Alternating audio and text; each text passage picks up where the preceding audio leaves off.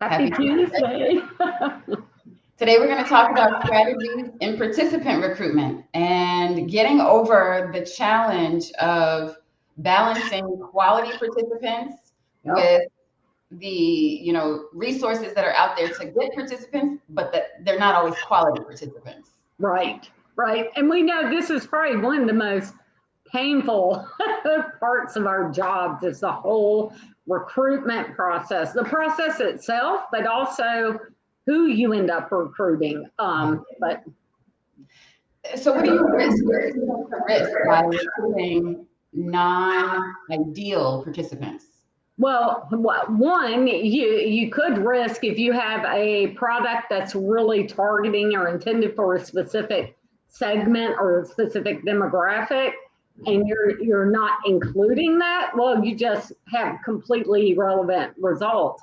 I think the other risk is, a lot, and I'm not saying every participant coming through some of those recruitment platforms are bad actors, but there are a lot out there now. I have come to realize more and more people are leveraging that as a source of income. So they've kind of learned to game the screening system a little bit. So you have just not good quality feedback, not the relevant audience. I mean, the risk is you have no quality feedback, data to use to move forward. Or worse, it's wrong.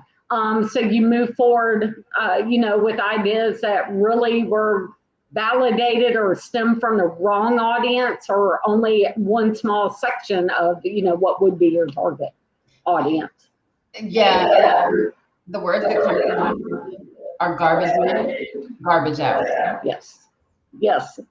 And the challenge is that you are potentially skewing your inputs to your solution, and that means that you don't have the data that represents the demographic. Right. And when we say demographics, it's just not physical characteristics or age and gender, but it's also expectations and cultural context and different ways in which people might use your product or service that are being missed by having the wrong audience. Right, they're being missed, or you're presenting or coming up, designing, developing something that's just not going to fit their needs. So in the end, you miss out on potentially expanding your market, for instance, by understanding these different demographics. And you and I have actually seen some demographics. Some are harder to get to than others. I know we'll talk about some of the strategies to use, but there's some, because of how difficult they are to identify and reach, you end up just going the convenient route. So we're all under time pressure, money pressures. So, quite frequently you go for the convenience factor, or you reuse the same people all the time. That's another pitfall when you're kind of doing that organic recruiting, which is a good thing. But you can rely heavily on the same people. So there are a lot of places where recruiting it's just hard.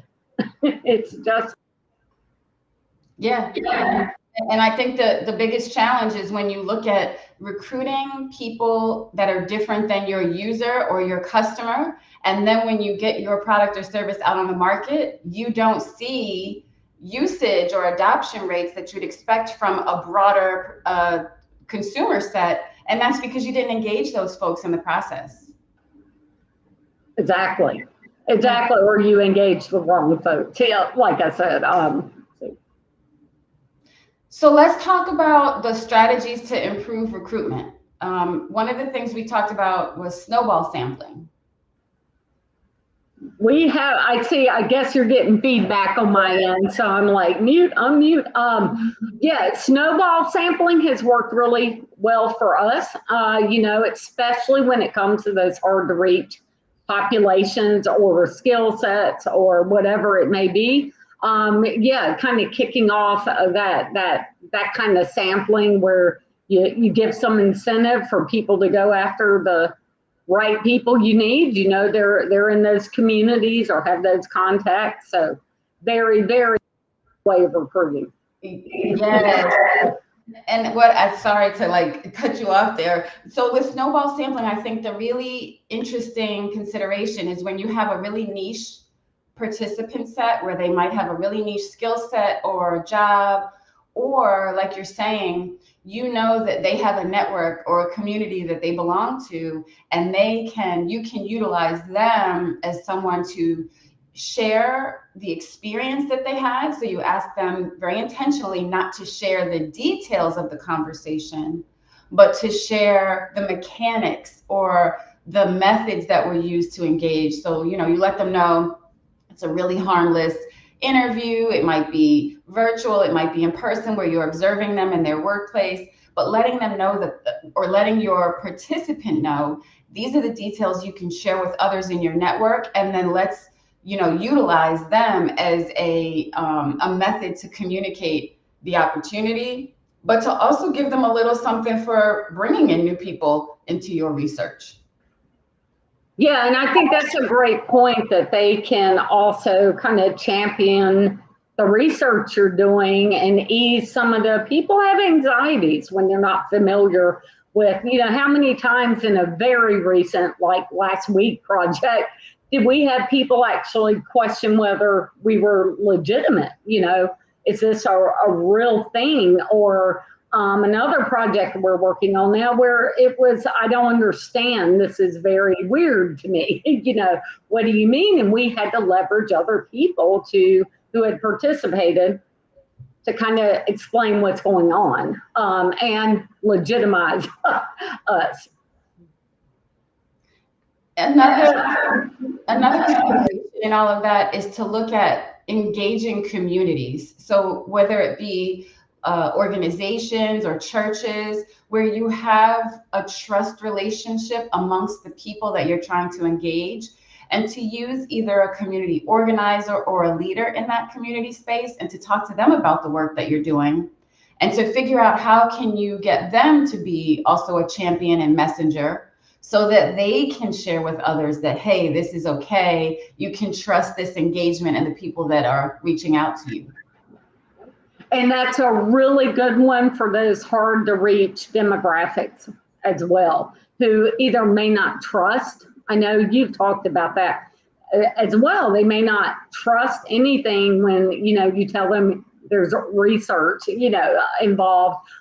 So those people really, really can assist in reaching maybe a demographic you can't get to at all, but you need, back to what you were saying, to get that really good, strong cross sample where all views are being heard, all, you know, ways of working are being looked at. So that's a really good way of getting to those people. And when you think about the challenges that exist, you know, I'm really passionate, and we've had this conversation before, like you mentioned, about ensuring that you engage marginalized communities of individuals who are typically less trusting of the term research. And one of the things that we've been intentional about is not using the term research, to make it more about the fact that this is a conversation to help us better understand whatever that might be. And that's been helpful. Yeah, and you bring up the important part about the messaging when you're recruiting. So another consideration is, you know, how should you be messaging? How transparent should you be, depending on, you know, the goals of the research, but also the population you may be trying to reach.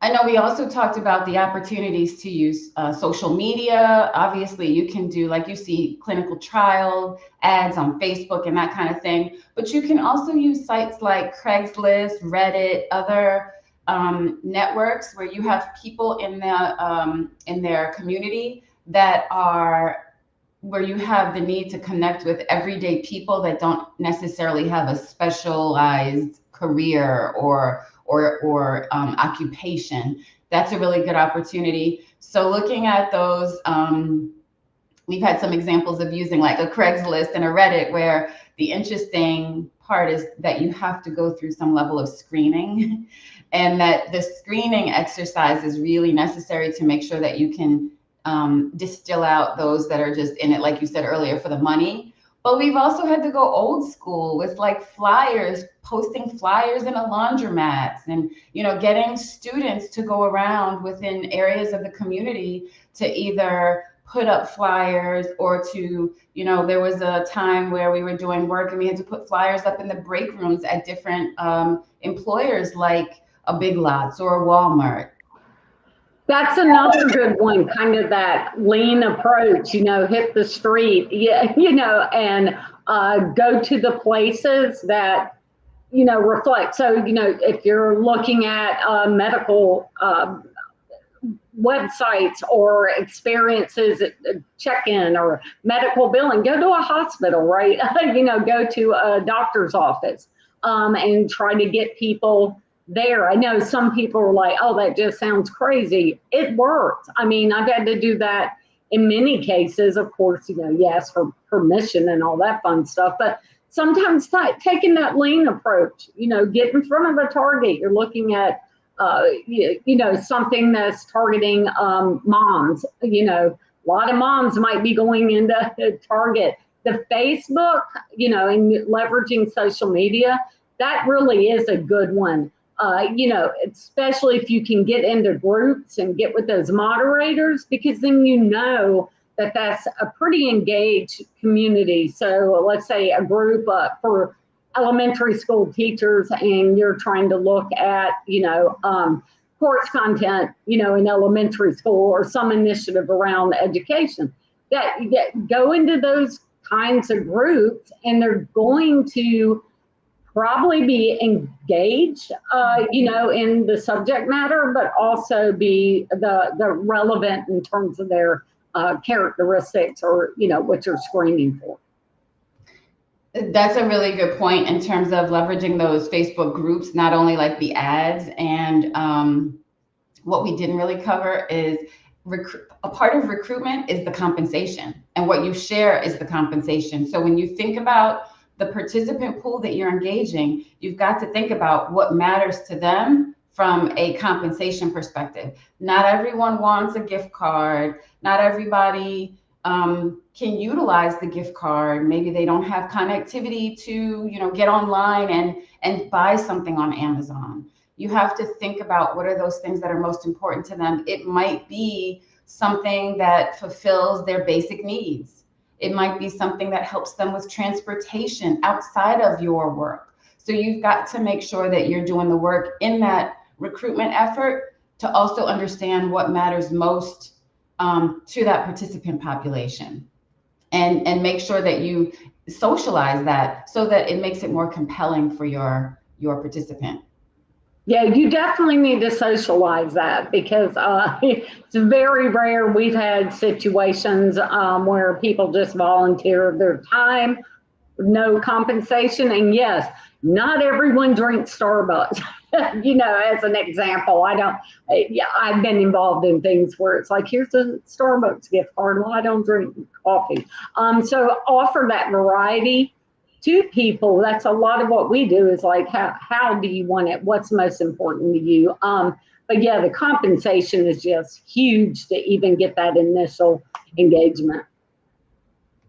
So just as a recap, you want to look at your referral network. So who can you connect with to get referrals for your work? And when you do get that or make those connections, how can you utilize the people that do participate as evangelists, or as people who will go out and share what they've done to then bring in other participants that may be like them?